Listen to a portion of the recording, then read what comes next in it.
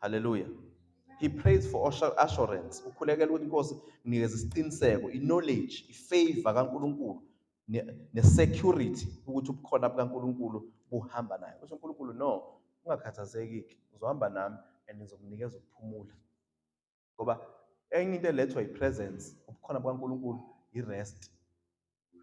Awubi worried ngezinto eziqondene nempilo yakho ngoba uyazi ukuthi khona lo uhamba naye. Khona lo kwazi kangcono. Khona lo nendaba nawe ohamba naye.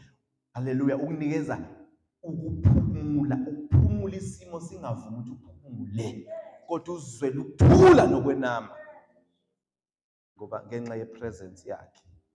Hallelujah. Okwesibili, uMoses, he prays for the people. Hallelujah. Uyezwa ukuthi indlela asethandaza ngayo ayisasho ukuthi I, isithi us. Eqaleni kade ethandaza ubese Nkosi ngiyazi ukuthi ungibizile ukuthi ngikhiphe laba bantu. Kodwa uma esethandaza ngezathi usethi us, useyifaka yena kanye nabantu. We must learn ukuthi emthandazweni umthandazo must not be selfish. Pray for other people as well. Pray for the will of God empilweni zabanye abantu. Uma kukhona into oyibona ingahambi kahle empilweni yomzalwane, pray for that mzalwane. Hallelujah. Akukuhle ukuhleba ngaye, kodwa kuhle ukuthandaza ngaye. UMoses usifundisa i-element ye-selfishness ukuthi uNkulunkulu akayifuni. uNkulunkulu ufuna ukuthi umthandazo mawenzelwe bonke abantu. We must pray for one another. He prays for his people. Hallelujah. Now, he identifies himself with the people. He makes them partakers in his grace.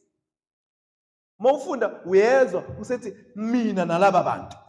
Akasasho ukuthi mina. Eqaleni kade ekhuluma ngaye. Ethi Nkosi ungikhethile uba ngikhiphe laba bantu. Nkosi ngifumene umusa emehlweni akho nasenhlizweni yakho. Ngezasi usethi I and these people. Isiyashintsha indlela athandaza ngayo manje. Ayisekho ngaye. Bazalwane sibe careful emthandazweni ingabi ngathi yonke into.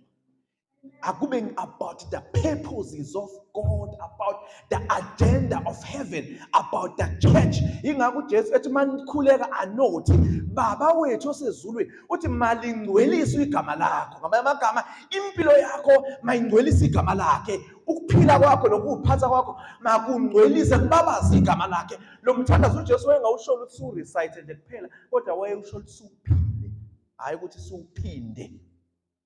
Masithandaza usithi baba wethu, no, wayengasholo lokho, wefuna siwuphile. Uma ethi umbuso wakho mawufike, to come empilweni enhlizweni zethu, to come empilweni zabanye abantu, to come emphakathini, umbuso mawufike. Umthandazo selfish uNkulunkulu ugcine ngasawulaleli, kodwa umthandazo o kingdom minded othi let your will be done emhlabeni, uthi your kingdom come. Umthandazo wombuso uNkulunkulu uyabuya ubona umthandazo wakho ukuthi wide and open to his kingdom. Emthandazweni asiyeli izidingo zethu kuphela, kodwa siyela nezidingo zikaNkulunkulu ngombuso wakhe. And umbuso wakho involve abanye abantu. Uma ethi your king anothi umbuso wakho mawufike, umthandazo wethu loyo ukuthi Nkosi umbuso wakho uzofika kanjani kodwa ngabantu bakho bengasindisiwe. Ngithandazela abantu bakule ndawo ukuba bazane nawe. Then you start to mention amagama abanye abantu. uNkulunkulu take notice of the kingdom prayers. Hallelujah. Bese akwazi uku-attend ezakhe idingo. Qhubeka. 15. Wathi kuye, uma ungahambi wena ugogo, Right. ungasikhuphuli lapha. Yes. Ngokuba kuyakwaziwa ngani ukuthi ngifumene umusa emehlweni akho, mina nabantu bakho na. Uyezwa ke manje sethi kuyokwaziwa ngani ukuthi ngifumene umusa, umthandazo lo, mina nabantu bakho. Qhubeka. Akungalokho yini ukuthi uhamba nathi. Uyezwa uhamba nathi manje uNkulunkulu. He's praying for his people. Yes, qhubeka. Ukuze sahlukaniswe mina nabantu bakho. Mina nabantu bakho. Yibona le ukuthi he includes them in his prayer. That's kind of leaders we need. Leaders who are not selfish even in their prayers, who think of the people. Hallelujah. And verses 18. Wayesethi, ake ngibone inkazimulo yakho. Uthi no, uNkulunkulu ke manje kade ngikuzwa ngingakuboni. Sengifuna ukubona inkazimulo yakho manje. Sengikhathele ukukhuluma. I want to see your glory now. Hallelujah. I want to see your glory. Ngifuna ukubona inkazimulo yakho. Ngifuna ukubona amandla akho. Hallelujah. Praise the Lord. Nikhona bazalwane?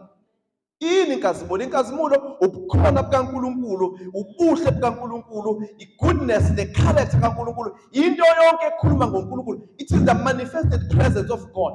Uma ethi Nkosi ngifuna ukubona inkazimulo yakho, ngifuna ukubona ubuhle bakho, ngifuna ukubona i-character yakho, ngifuna ukubona amandla akho. Glory of God ubukhona bukaNkulunkulu. So we are the carriers, sithwele inkazimulo kaNkulunkulu.